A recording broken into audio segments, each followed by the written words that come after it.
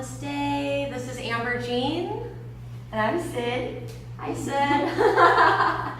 And today we're going to do a little tutorial for back bends and just some of the basics. So Sid is going to come and lay down on her belly. And this is called Shalabhasana. This is one of the most strengthening poses that you can do for your back. And there's a very low chance of injury for it. So now her arms are up and her feet are up. And one thing that I'm looking at is the line between the toes and the fingers. So you want to see if you can keep that even. So just raise your hands a little bit and lower your feet just a tiny bit. Good. Make sure you're breathing, deep Ujjayi breaths. Good. Ears are right in line with between the arms, and exhale, come down. Beautiful. So the counter pose is coming into child's pose. And this completely opens up the lower back. It gives a lot of space in the lower back. And it's a great resting pose. And so now come up onto your knees. So this is the second variation of back bends, Ustrasana. You can start Ustrasana just with your hands on your lower back and just kind of push your pelvis forward and look up. Good. So once you're here, this might be enough for you. Go ahead and curl your toes under. Good. If you can come all the way back, you want to reach back for the ankles and have your head falling between the shoulders. A key to the pose is breathing with your head back.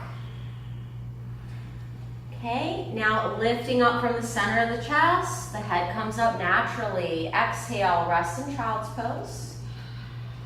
Transition into a downward facing. Good, and now hop into seated. Lay down on your back and hug your knees into your chest. This is also a great counter pose for the lower back. Just resting, giving your legs a squeeze. Placing your feet on the floor right behind your hips. And now we're going to practice supported bridge. So Sid's going to inhale her hips up, clasp the hands together, rock the shoulders under.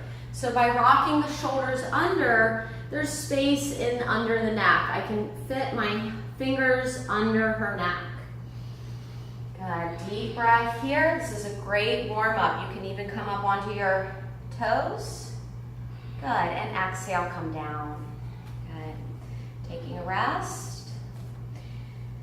And if you'd like to now work into the full back bend, now that you're nice and warmed up, take your hands over your shoulders. So a big key here is seeing if you have the strength just to come up to the top of your head first. So now that she's there, she can reposition her hands and make sure her fingers are spread and the elbows are pointed back. Now, inhale, press through the hands and the feet to come up. Beautiful. Breathe deep. Keep the weight through the legs and the hands evenly.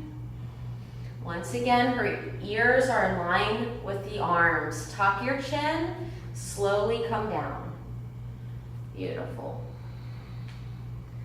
So now pull your knees into your chest. It's very important after you do back bends to come into a counter pose, which is a forward bend, Paschimottanasana.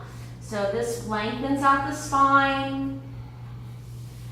And if you need to modify, bend your knees and reach underneath the knees. Beautiful.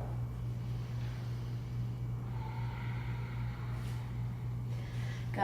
Back bends really help open us up from any emotional stuff that we might be holding on to. They're also really invigorating and give you energy.